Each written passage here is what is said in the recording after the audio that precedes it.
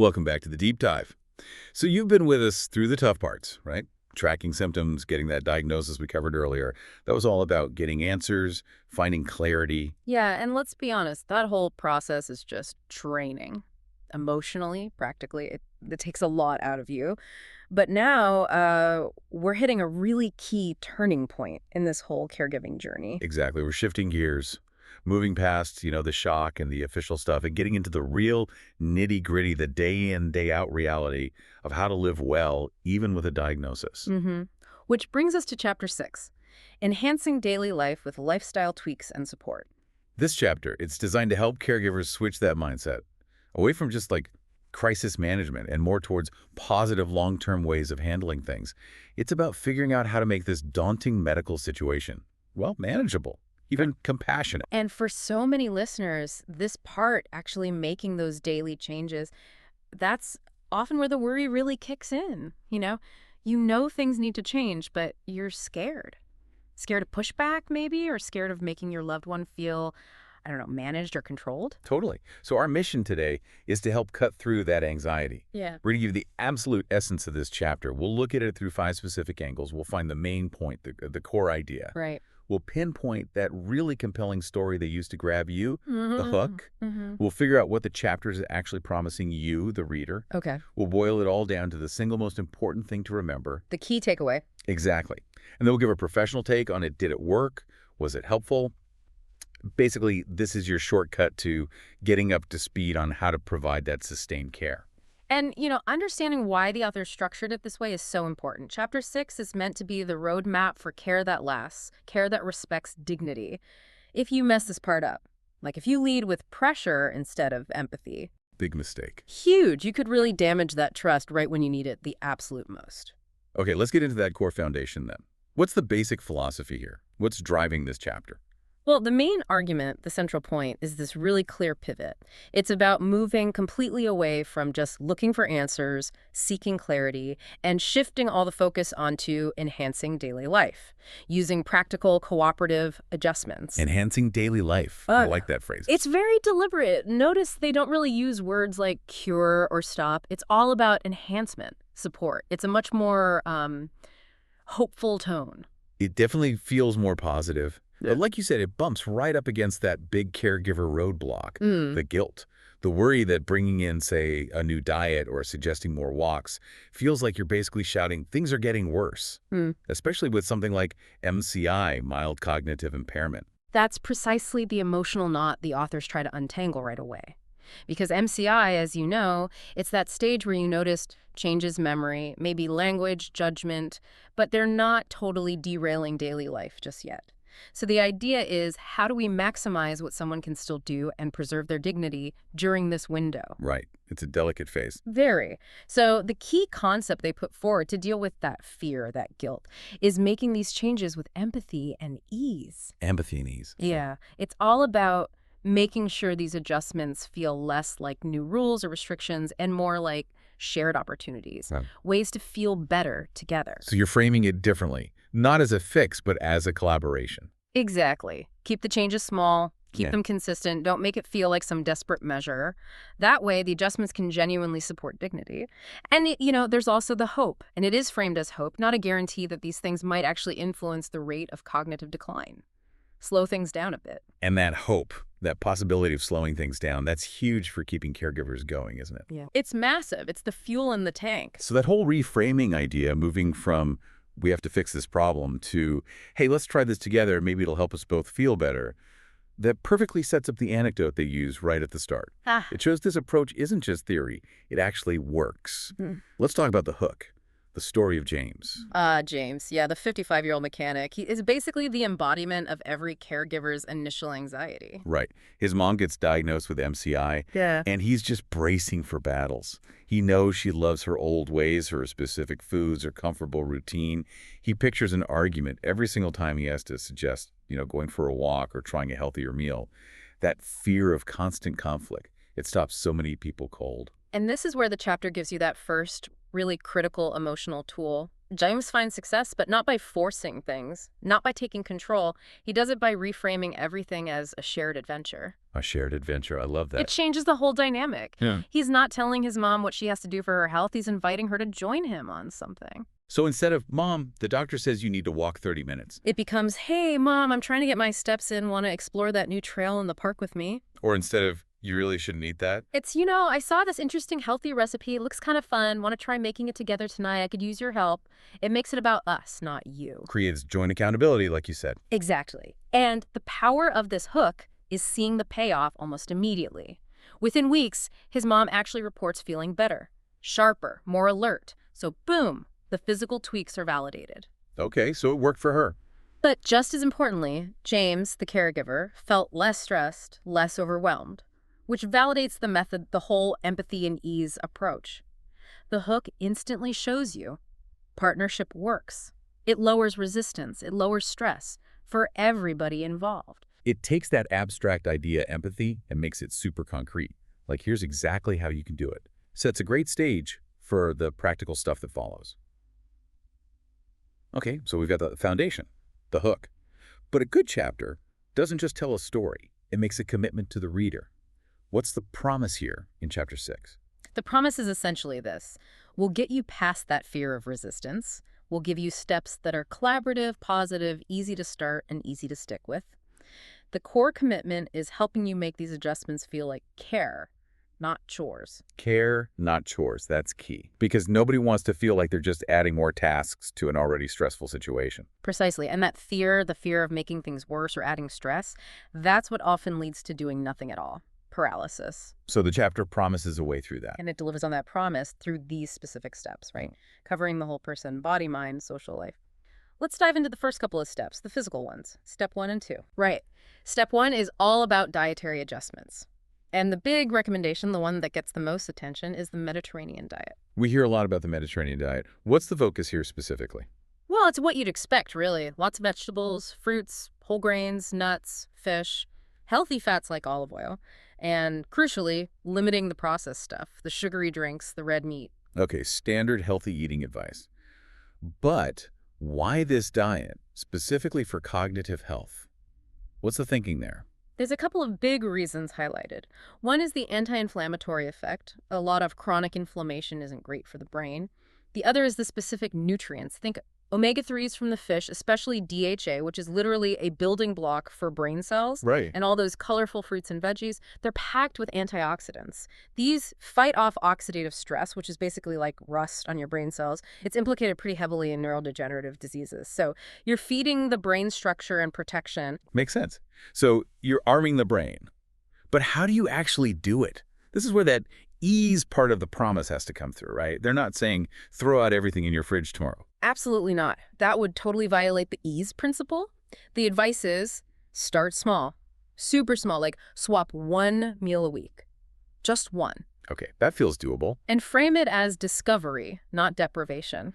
Let's try this new fish recipe instead of no more hamburgers.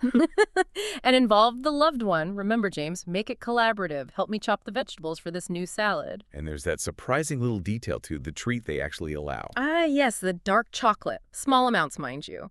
But specifically dark chocolate, 70% cocoa or higher. Okay, why the 70%? What's magic about that number? It's about the flavonoids. Higher cocoa percentage means more flavonoids. These are powerful antioxidants, and some studies suggest they can improve blood flow to the brain. Plus, let's be honest, allowing a small, healthy-ish treat helps with adherence. It doesn't feel quite so restrictive. A little bit of pleasure helps the medicine go down, so to speak. Exactly. It's a smart micro tweak. And this is big, but the authors are really clear about this. Yeah. Talk to a doctor first, or a registered dietitian. Oh, absolutely crucial. Non-negotiable, really. This isn't just about general health advice. It's about potential interactions. Like with medications. Yes. Perfect example. Someone on blood thinners, like warfarin, suddenly loading up on spinach or kale, which are super healthy, right? But they're also high in vitamin K. That can seriously mess with the medication's effectiveness. Wow, okay. Didn't think of that. So any significant dietary change needs professional oversight, especially when there are existing health conditions or medications involved. This chapter gives great guidance, but it's not a personalized medical plan. Good point. Okay, so that's diet. Step 2 is gentle exercise, another area where caregivers might anticipate resistance. For sure. The general guideline they suggest is aiming for 150 minutes of moderate exercise per week. 150 minutes, so like 30 minutes 5 times a week. Yeah, something like that. And moderate means things like brisk walking, maybe gardening, swimming if that's an option, or even simple chair exercises if getting around is tough. The goal isn't, training for a marathon. Right. What is the main goal then, biologically? Primarily, it's about blood flow, getting good circulation up to the brain. It's also crucial for maintaining balance and muscle strength, which helps prevent falls, a huge risk factor. And again, how do they suggest implementing this gently, that ease factor? Same principle as the diet. Start small, really small. Begin with just 10 or 15 minutes a day. Seriously, that's it initially. So consistency is more important than intensity. That's the absolute mantra here. A 10-minute walk together every single day is far, far better than, say, a grueling 2-hour hike once a month that leaves everyone wiped out and dreading the next one. Makes sense. And the other key insight, drawing back to James again, is that the caregiver should join in. Don't just stand there watching them walk or do exercises. Do it with them. So it feels less like being supervised. Exactly. Less like an obligation, more like shared time. It turns that walk into a chance to connect, reinforcing that shared adventure vibe. What about those chair exercises? If someone's mobility is really limited, what does that actually look like? Can you give some examples? Sure. They're usually simple rhythmic movements, things like seated arm raises, maybe lifting arms overhead or out to the side, marching your feet while sitting down, ankle circles, wrist circles. It's about keeping joints moving, maintaining some muscle tone in the legs and arms, and boosting circulation. Okay. The chapter often points towards resources, like the websites for the Mayo Clinic or the Alzheimer's Association. They usually have videos or guides for safe, effective chair routines. You can often do them while just sitting and watching TV. It's about gentle movement, rhythm, not straining yourself. Got it. So we've covered the physical foundation, diet, and exercise. Done gently, done together. Now, Chapter 6 moves into areas that are maybe even more sensitive: cognitive and social well-being. This feels like where preserving dignity really comes to the forefront. Yeah, absolutely. Step 3 is social engagement, and this is tackling a huge problem: isolation. The book mentions a pretty sobering statistic. Something like nearly 40% of people with early cognitive decline start pulling back socially. Wow, 40%. That's a lot. Why does that happen? It's often driven by embarrassment, unfortunately. Fear of forgetting names or not being able to follow a fast-paced group conversation, maybe feeling like they're slowing everyone else down. So the instinct is just to withdraw to avoid those potentially awkward situations. That's heartbreaking. So how does the chapter suggest caregivers gently encourage connection without making their loved one feel put on the spot or overwhelmed? Again, it's about starting small and familiar. Low pressure is key. Maybe just invite one close, trusted friend over for coffee first. Someone understanding. The environment is safe, it's predictable. Okay, keep it intimate initially. Right. Then, if you want to try something a bit more social, the authors strongly recommend looking into things like memory cafes. Memory cafes. I've heard that term, but maybe not everyone listening knows exactly what that is. Can you explain? Yeah, definitely. A memory cafe is basically a social gathering, but it's specifically designed for people experiencing memory loss or cognitive changes and their caregivers. They're usually informal, often facilitated by professionals or trained volunteers. So what happens there? It varies, but the main point is social interaction in a completely judgment-free zone. There might be music, maybe simple games, reminiscing activities, or just chatting over coffee and cake. The key thing is that everyone there gets it. No one's going to be fazed if someone repeats themselves or struggles to find a word. It's all about connection and reducing that isolation without the fear of embarrassment. That sounds like a fantastic resource. How do you find them?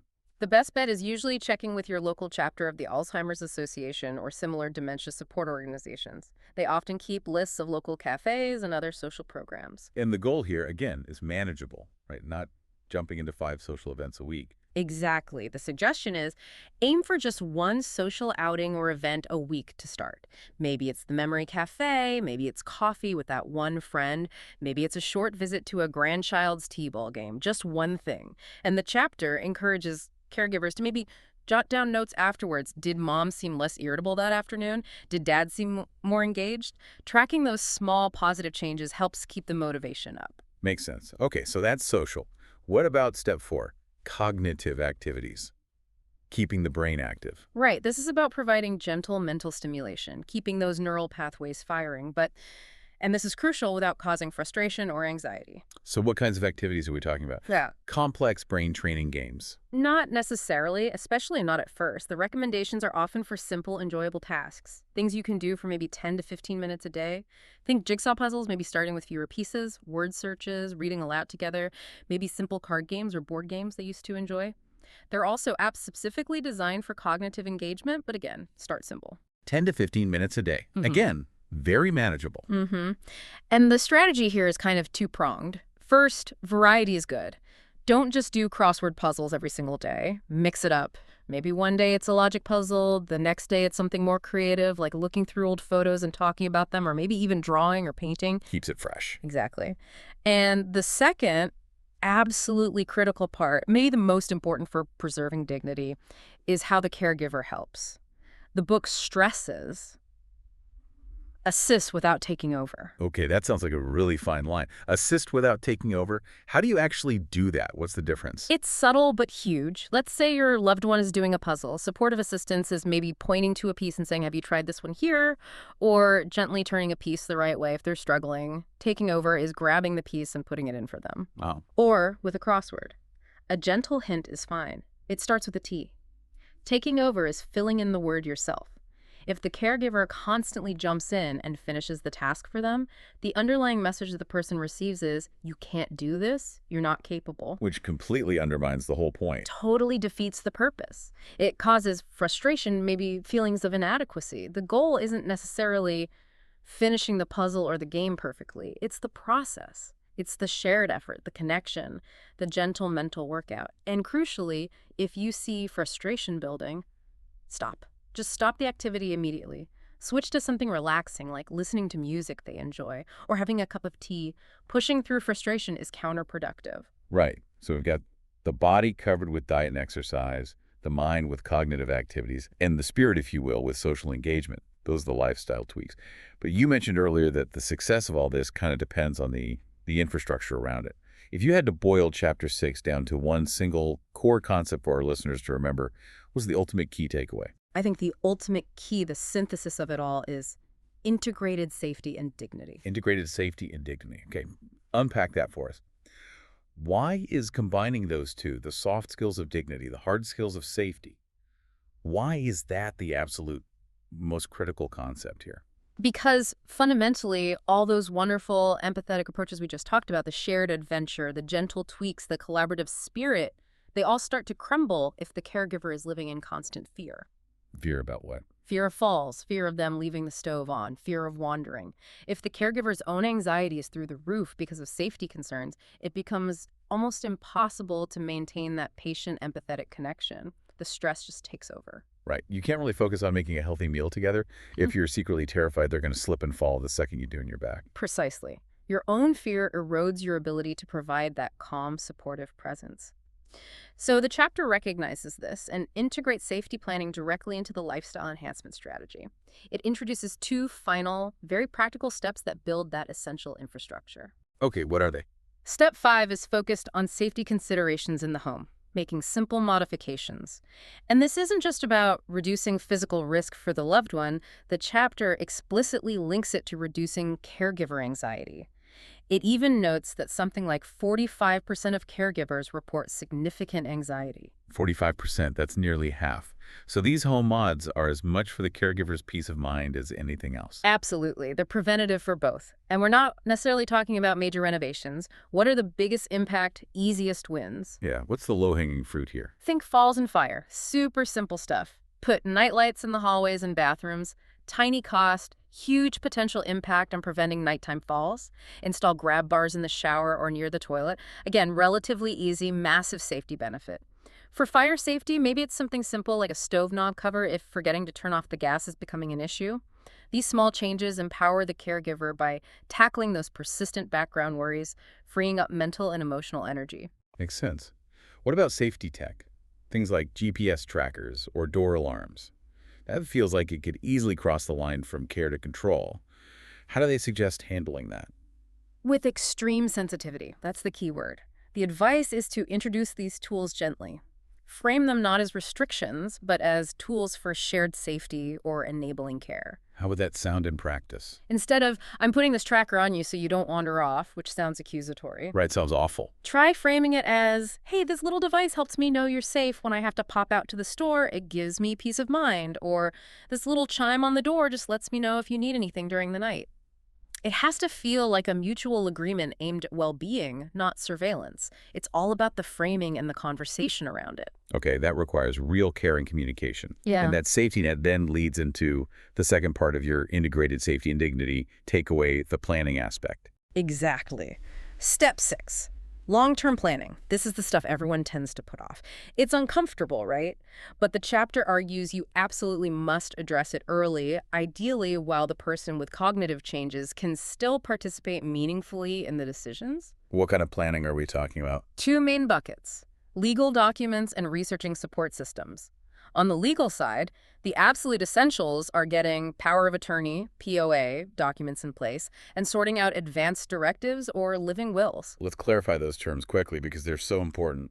POA first. Power of attorney is a legal document that lets someone else make decisions, financial or medical, on your behalf if you become unable to. The chapter specifically mentions getting a durable power of attorney. Durable just means it stays valid even if the person becomes incapacitated. And why is doing this early so critical? Because if you wait until someone has lost the capacity to make their own decisions, you might end up having to go to court to get guardianship or conservatorship. That process is often incredibly expensive, stressful, time-consuming, and the court might appoint someone or make decisions that aren't what your loved one would have wanted. Getting POA sorted early avoids all that potential heartache. And advanced directives. That's where someone outlines their wishes for medical treatment if they become seriously ill and can't speak for themselves. Things like views on life support, resuscitation, feeding tubes. Having those wishes documented respects their autonomy and lifts a terrible burden off the family having to guess what they would have wanted. It's a profound act of preserving dignity, even when they can no longer communicate. Wow.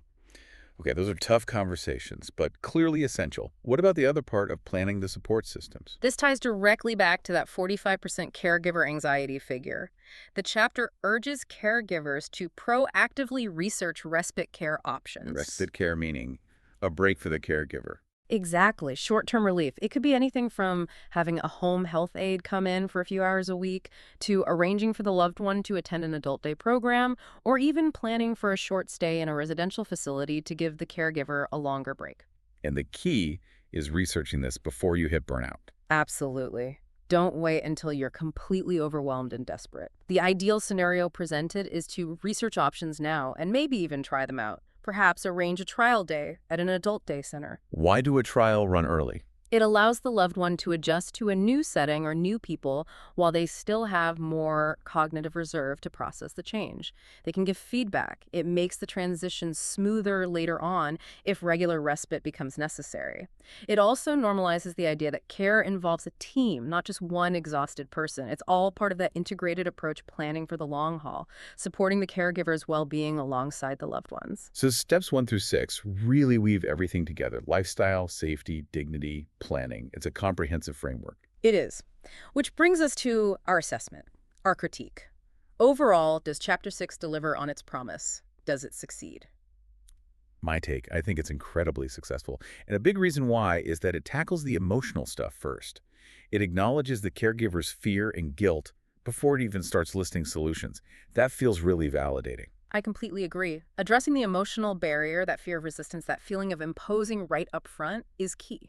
It lowers the defenses and makes the caregiver more receptive to the practical advice that follows. And the structure itself, the 6 steps, it's quite clever, isn't it? It really is. It breaks down what could feel like a monumental, overwhelming task, completely changing routines, navigating safety, dealing with legal stuff into these manageable sequential steps.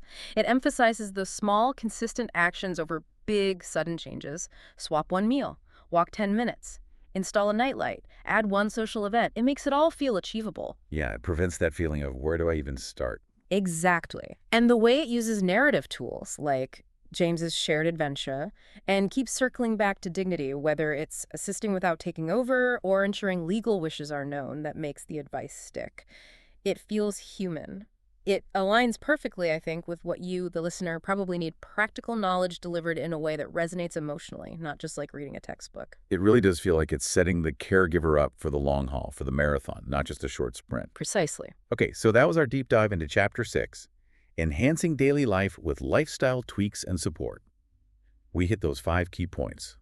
The core foundation shifting to enhancement with empathy. The pivot. The hook, James's powerful story of the shared adventure. For making it real. The promise of guiding caregivers past fear towards low stress, collaborative change. Care, not chores. The practical application through those 6 steps. Yeah. Diet, exercise, social, cognitive, safety, and planning. The whole toolkit. And finally, that crucial synthesized takeaway. The concept of integrated safety and dignity. Absolutely. And if we zoom out for a second, connect this to the bigger picture. The long-term success of everything in Chapter 6, keeping up the diet, sticking with the exercise, maintaining the social connections, managing the safety, all of it really hinges on the strength of the caregiver's own support system. Good You point. simply can't sustain this level of involved, empathetic, integrated care entirely on your own indefinitely. It's just not humanly possible. Which, of course, sets the stage perfectly for what comes next, in Chapter 7, presumably. It really does. And that leaves us with a pretty important question for you, our listener, to think about until next time.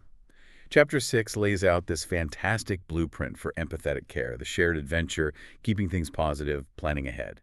But doing that day after day, month after month, year after year, that takes immense emotional energy and logistical juggling. So, the provocative thought is this: how can a caregiver realistically keep up this integrated approach, maintaining that empathy and consistency without eventually hitting the very burnout that Volume 3 is designed to help manage? What happens down the line when the shared adventure starts to feel like a relentless burden, or when that carefully planned respite care gets met with unexpected resistance? That tension between the ideal approach and the long-term reality of human endurance, that's the ongoing challenge, isn't it? That's the ultimate test. Definitely something to chew on. Keep learning, keep questioning, and we hope you'll join us again for the next deep dive.